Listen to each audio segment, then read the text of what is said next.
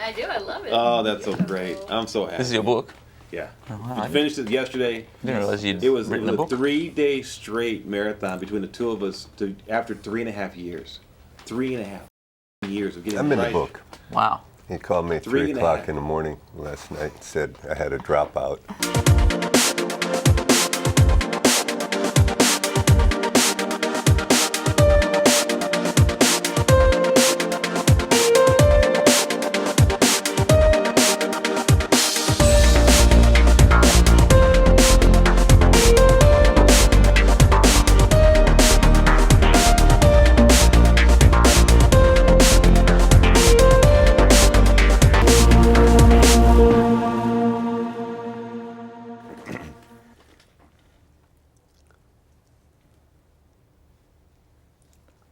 You know, one time I said that I know everything. And then I realized I knew nothing. The moment I met Arash Taheri, I realized that in a flood of thoughts that not only do I not know anything, I know less than nothing. This kid is a doctor, a lover of women, and a genius. And I've got him on my show, along with the great Mark Giardino. Well, Arash Taheri. That's a hell of an introduction. Thank you. You're a hell of a man. Don't know that I entirely deserve all of that. But I was in your presence recently, and I saw a young girl walk by and faint as she got close to you. that was a true story, wasn't it? And I said, "Did he hit you with a blackjack?" And she said, "No, he knocked me out with his smile." So she gets up, and I said, "Well, if his smile made you faint, what will his kiss do?" She says, "You better get some toilet paper." And I'll never forget that. Why would you? I mean, I thought it was amazing. It's a thought that even if you try to repress it, will hang with you for a long period of time. What made you want to become a doctor? I've always been interested. You have perfect hair, by the way. Really? I did just. It looks I good. just got it cut today. I mean, I'll be honest. Did you go to that fancy place where they charge $200 for a haircut and a shave? No, I went to a barber. A barber. A barber, yeah. Have you been to that place? You don't know what I'm talking about. Floyd's, yeah. Yeah. You've been to Floyd's in before? Burbank, yeah. You like it? Yeah, really. I go there regularly. What do they do that's special at Floyd's? That's not the $200 place. No, it's not. No, it's pretty. You must be thinking somewhere It's else. average. It's like, I don't know. It cost me. I got a straight shave and I got my hair done. Yeah. For like $35, $40. What'd you tip? 15. That's sizable. Is that too much? I don't know. No, I'm that's Australian. not. See, It's a we don't 35%. tip. It's a 35% tip. You It's know, good. in It's good. Australia, you don't tip much. You don't have to tip. Because, Minimum wage is higher. A waiter gets $28 or Something $30 ridiculous. an hour. Yeah. But the service is crap because of it. Yeah, because of Yeah, that. because they get that much. I was in They China. get it without doing it very Yeah. much. I was in China, and I was at a bar at the airport, and I made a joke to the bartender, and he stared at me for a second. And I made another joke, and he just gave me this look. Yeah, when and you I had said, your hand some spots you shouldn't have No, been. I said, I'm like, I mean, so you can't do I made that one over last there. joke. I said, "What's next? Forced abortion?" Right? Is that where this relationship is going? And he looks over at some guys in uniforms, and they came over, and I go, "What just happened? What just happened? I don't know if I like that higher minimum wage, but I'm going to treat you like crap deal." Yeah. I mean, Australia's a little bit more socialist, I think, than Oh, really? than America probably. We're following America's footsteps, but we'll never get there because we've got a smaller population. What do you like about America? You're here studying medicine. Well, I'm an obviously. American citizen, remember? So Oh, you are? I am. I've got So you an get all American the passport. trim. Yeah. So, Mings. hey, I like the opportunities that this place. Tell me what affords. that means exactly, because I want to be very clear. Well- because I hear some grumbling about America. There is nothing like America. There will never be anything again like America. So shut up and keep swimming. The point of the fact is, it's a great country. No matter what our flaws or our blemishes, it's a great country. Oh, it's. But from your perspective, what's so good about America? Well, I mean, the sheer mass of the country. The sheer and mass of, what is that? Is it a in the condom now? population. Population. You know, Population. It's like a popcorn machine. Americans love having a go at the Australian accent. It's quite funny. I wasn't saying I was making fun of the alliteration. So I think that just the depth in the gene pool here is just so much deeper than a lot of places, and it's so sort of wanting to be cutting edge all the time. There's a lot of competition, and that just breeds higher level athletes. I mean, Right. you're always number one in the Olympics, more or less. You're competing with countries that are much bigger Right. population, but it's just there's a focus there's on only being the best all the time. 330 million Americans, 335, something like that. And people here work hard. Like they work There's no question so about- much there's no harder question than about Australian that. people. I mean, like we're laid back, and we're known for being laid back. But even in Australia, if you want to work really hard, there's a whole tall poppy syndrome that they just want to. Want to trim you down. Well, yeah. Whereas here, the thing I like about it is gain is promoted.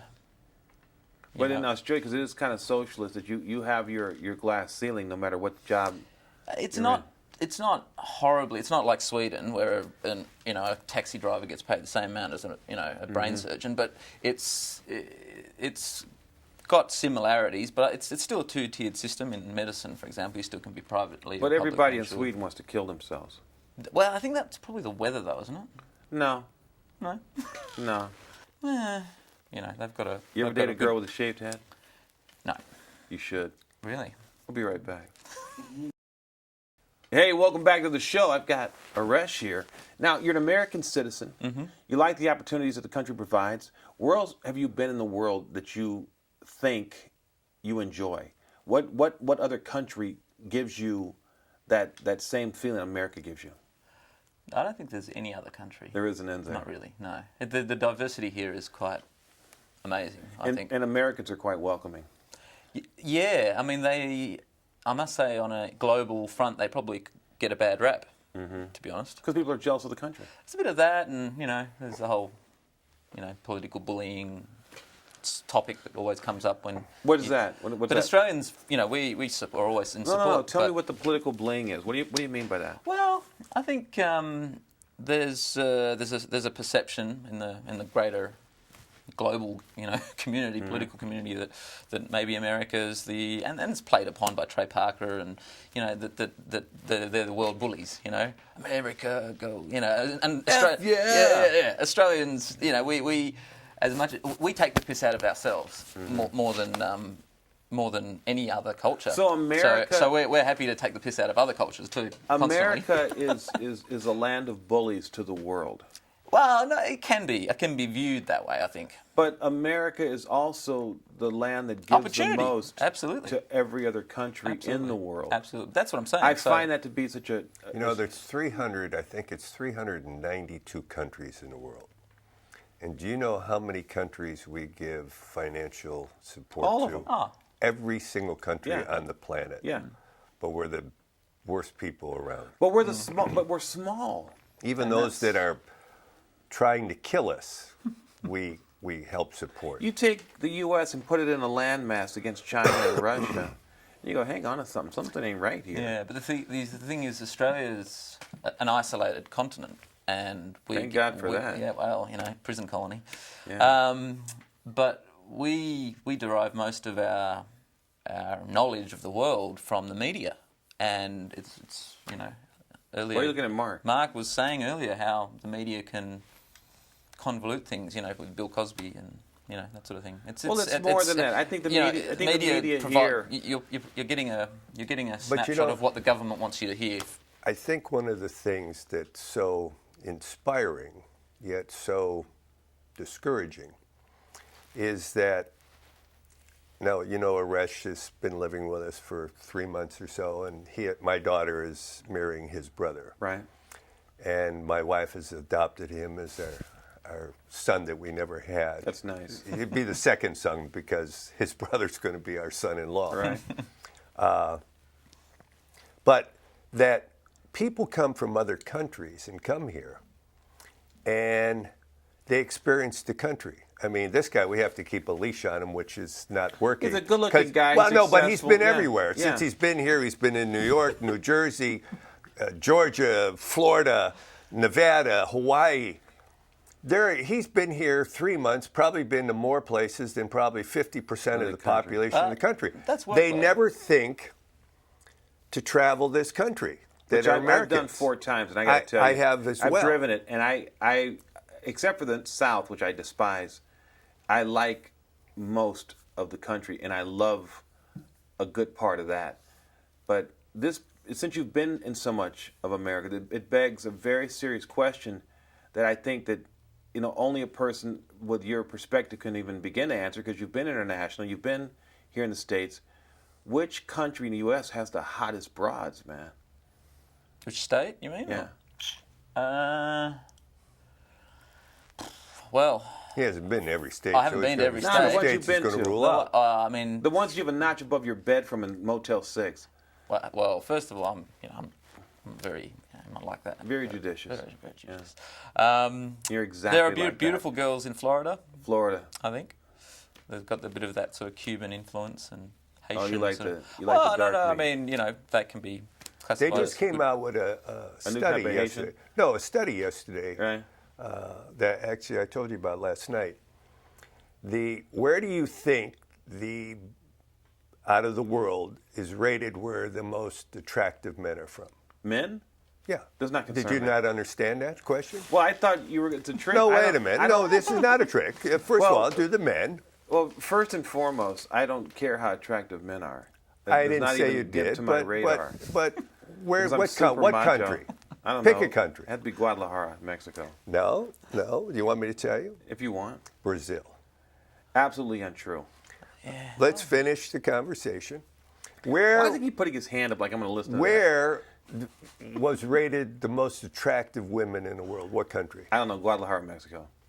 No. I want you to be serious for a I'm being second. serious. Where would That's you like say? a woman that can cook, clean, and make love to you. That's Mexico. And I found this actually interesting. This Australia. There are a lot of beautiful women in Australia. Then why are you here? For work. We'll be right back. I get the truth out of this guy. I'm going to take a phone book and a rubber hose, and we're going to get some answers. We'll be right back. Welcome back to the show. I was kidding you. Of course. I'm sure that there is some standard of beauty that does not include the dark-skinned people of the world. And that's why I'm not surprised by the answers. Because I want to know who made that test. It's like People's sexiest man alive. When I hear someone say the sexiest man alive, I want to go up to that person and go, listen to me. I imagine this was a poll. I'm not saying. So now you're saying the Polish people came out with I this. didn't say the polls, That's exactly meaning what you said. Polish That's exactly people. what you said. I A poll, imagine it was a poll. P-O-L-L, a poll. You said I imagine it was a poll to all of our Polish viewers. Yeah, we didn't mean that. No, you didn't mean it. I Because know you people didn't know what the you got some answer code was. going here. But it's like they had Chris Hemsworth as the sexiest man alive, and I go, have you really been around the world to come up with that answer? Maybe he's the most exposed guy in America for film, but there are some great-looking people around the world. Yeah. I mean, there are some there's people no who question. who could melt your dreams. But they have to pin it on someone that everyone will. No, they got to plug it on somebody will they can identify market. with. They Yeah, can yeah. market. Nah, because they got to market it. And I just don't dig that. I saw a recent book with Brooke Shields, and the title of the book is "There Was a Little Girl," and I'm looking at the book, and I just want to take the book and burn it, along with her movie Blue Moon. Baby Doll, whatever that film was with Keith Carradine, that horrific study of pornography and child abuse. But I look at this and I go, she was a beautiful woman. She was an absolutely stunningly beautiful woman. And once that cachet and that gloss wear off, what's left? And we find a children's book. You know what I mean? How could we then uncover, like Hedy Lamarr, right? Beautiful woman, Stamson and Delilah. She's a rocket scientist, right? She's a rocket scientist, a great thinker, a poet, a creator. And when you say someone's beautiful, is it just the exterior, or did you say, look at the inside too? What have they done? What have they accomplished? How are they different than the normal person who's slapping 2 pieces of bread together to make a ghetto jam sandwich? You know what I mean? Don't tell me, your children's book. I crapped the children's book out last week. Don't give me this garbage. So I want to hear when someone's sexy. Brains are sexy. Smart is sexy. Intelligent is sexy. That's what provides the chemistry. Is that what it is, Doc? I think so. Is that what it is? Well, in my limited experience. Limited. I saw a line of girls coming outside of Mark's house. It looked like a disco in the 70s. Yeah, it's something about the Australian accent. It's not me. Let me clue you in, pal. Something about Dr. Taheri. That's what it is. Women like doctors. You know, I'm only called a doctor here. In Australia, I'm called a mister. Mister. Mister. Yeah. You're a rock group from the 80s. As soon as you become a surgeon, you get dropped of the doctor title and stamped with the mister title. Yeah. You know, in The Color Purple, Whoopi Goldberg played Celie, and Danny Glover came to beat her one day, and they said, "Who is it?" And she said, M-I-S-T-E-R, Mister. And I think women have the same feeling about you. You're coming to break their hearts, Mister. Really? You're That's Danny. terrible. How am I ever going to? You're the Australian. How am I ever going to find the woman of my dreams? Glover. You're the Australian That's what Danny they're Glover. thinking. We'll be right back. Hey, we're back on the show. What does it mean to be a doctor to you? What does that mean? Helping people. Tell me what? Hey, well, it sounds cliche, but Richard that's the Gere reality. said the same thing in Looking for Mr. Goodbar. Yeah, but I'm talking to you. What does it mean to be a doctor? Now, there's two. Can I finish my question? Mister, I passed my test with 99.9 scores every time, and I slept with your sister. My question is, you think that's funny because it's true. Truth always hurts. I remember that bad. I just laugh a lot. Okay. What does it mean to be a doctor, number one? And then give me the same answer in Australia and in the U.S., because you've been a visitor and a citizen in both. So, you're right. I mean, there's a lot of status, I think, in the society, in both societies, that's affiliated with being a doctor and being associated with the doctor. But I think it's probably more pronounced in America than it is in Australia, because of that sort of shift from a capitalist to a socialist sort of spectrum. What it means is you're working a lot. You've got to put work ahead of a lot of other things. Family, for instance. Yeah, and there's a really high rate of divorce amongst my professional colleagues. Is that because doctors cheat a lot? Hey, well, you're surrounded by nurses. I always wonder Constantly. about that. You know, I always wonder about when... I mean... I'm serious. I wonder about a high-powered alpha male surrounded by women who are there for support. It's not just... See, the thing is, but there are lots of men in the society that are exactly in my situation. I'm the CEO of the and you got equivalent women of Microsoft. You got women following you. So I'm the partner in a law firm, for example, as well. And they have women following them. Exactly. So it's just women being potentially attracted to some power as well as status. With being a doctor, there's an altruism, I think, that drives you more so than some of those other more powerful people, that probably makes you more attractive to be, from a female perspective, to be wanting to be with, I think, if that makes sense. I don't know. I think doctors get hotter girls, too, because I saw cop groupies. They ain't that hot.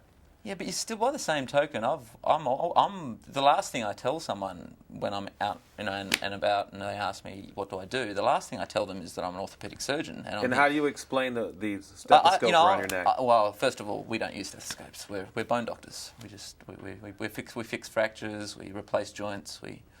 The last time I used a stethoscope was, med school. I thought you were going to say it at a sorority. Yeah, the last Halloween. I thought you were going to say it at a sorority.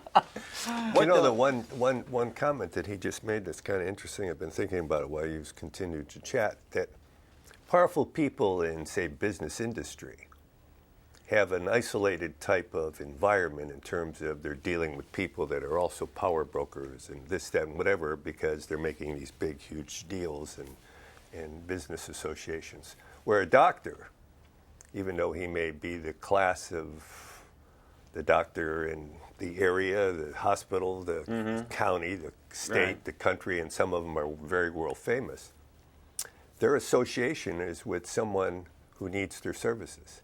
And that person can be from any walk of life. Any stress. Yeah. And more than likely is not because they're somebody that's extremely special, the person that's in need of the services, and this doctor can perform them, with the talents that he possesses, which makes that position more enduring and more appealing because it's not an isolated occupation. Do you know what I'm saying? I understand completely. And when he brought that up, it's something I never have thought of, but since he said it, I've been I thinking think, about it. I mean, I've only been in practice since May last year, and even in that short period of time, I mean, I was busy. I worked hard, took a lot of on call, but you do develop a fan base almost of people that you've affected Absolutely. their lives, and they're happy, and they come and they tell all their friends about you, and they tell and so word gets around, and and I think that's part of it. That's how there may be a little bit of There's something about reputation. understanding what makes you feel better and who makes you feel better and being appreciative for that person for their ability to do that. It's like a lion with a thorn in its paw. You think it's a silly analogy until someone takes that thorn out.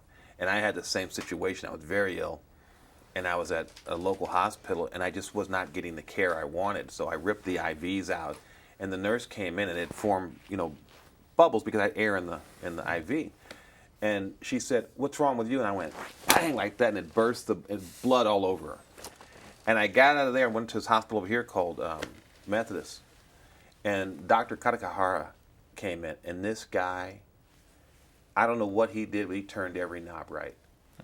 And when I left, we figured that I had seen 42 people by the time I was out of the hospital a week later. And we had a box of candy for every person with their name on it, from doctors to nurses to interns to technicians to the people who brought the food, the girl who cleaned it. You cannot have a higher calling than to take the thorn out of someone's paw. You can't. I just don't know how you do it. And you've dedicated how many years to school for this purpose? Well, I finished studying for my orthopedic boards May last year, and I'm 36. So you spent a lot of time in school. Well, I mean, you're on the job after about 25 after med school, but it's even harder because you're working, you're on call, and you've got to study for various exams and courses, and it's just goes with the territory. I hope you don't get married too soon. No, because a lot of people are going to lose their care. Well, that's something that's important to me, actually, work-life balance, and I'm trying my best to keep that in the forefront if I can. I've stayed single this long for that reason almost. Would you go back to Australia for a mate, or are you going to find somebody in another country? Somebody in a horrible country who has no money, no food, and you go, "This is what I'm going to do, Baird. I'm going to give you and your family $500 a month. You come with me and keep your mouth shut." Yeah, probably not that altruistic, but I'll be honest. You may, A little generous there, Dale. 500? you may have went over the edge with Generous, that. 500 a month. What is that, bot? He's living with us. I don't think I see that happening. Although we spoke to his mom last night, and she is very interested in him finding someone. To slow him down. Yeah. He works parachute. hard. Well, the whole thing is, and my wife laughs constantly at this kid, because when he goes out, he works real hard, and he's here. He sacrificed his practice for 6 months to come over and be one of the innovators of bringing robotic surgery back to Australia. And that's quite a sacrifice to do, because he's now doing very well in his business, and to put all that off to come here to work 6 months for free at LA County General and Keck Hospital and everything to study with these cutting-edge people, this newer form of surgery. So when he's through doing that, he's gone, and my wife says, "Have you seen Arash? Is he back?" I said, "He's 36. I don't pay attention when he's coming and going." Not like a cat. Yeah. Close the door She said, on. "Well, he went out last night." I said, "His car's there. I wonder if he's back." I said, "Well, he uses Uber all the time, so he's conscientious about that. He knows that if he's going out and he's going to party a little bit, he shouldn't be driving." But we don't know when he's coming back. I would look He finds things to do. I would look for a bat signal of a pair of women's underwear being flashed into the sky. And that's how you know where Arash is going to be and who he's going to be saving that night. My reputation clearly precedes me. And defines you. I want to thank you for being here. Thank you. It's been a pleasure. Thank you for being a lifesaver, man. What a pleasure to have you on the set today. Filling in, you know. It's good. Try my It's best. good. What do you want to do when you go back to Australia? Well- What's your goal? What is your Well, I highest think- goal? I'm very keen on the robotic surgery, so I'm going to do my best to bring it to the people of Australia, and hopefully that all pans out. But at this stage, it's all in the drawing board section. Yeah. So I guess what's in the forefront is Yeah, but USC sorority chicks. geez, I wish, hey. Nothing wrong I'm with too that. old. I'm too old for those girls. Yeah, you're lying. You know, I can tell you're lying. How? Mark's ears waving. You've been watching Del Weston's Action on Film with the great Mark Giardino, our guest today, Mr. Arash Taheri. What a great name. Thanks. AKA Doctor to you, baby. Mister. I went to the American version. Do I go to your job and slap the scalpel out of your hand while you're working? No, I don't. I apologise. You got to get that stuff straight. Priorities, baby. We'll catch you next time on Del Weston's Action on Film. Cheers. And that's how we roll.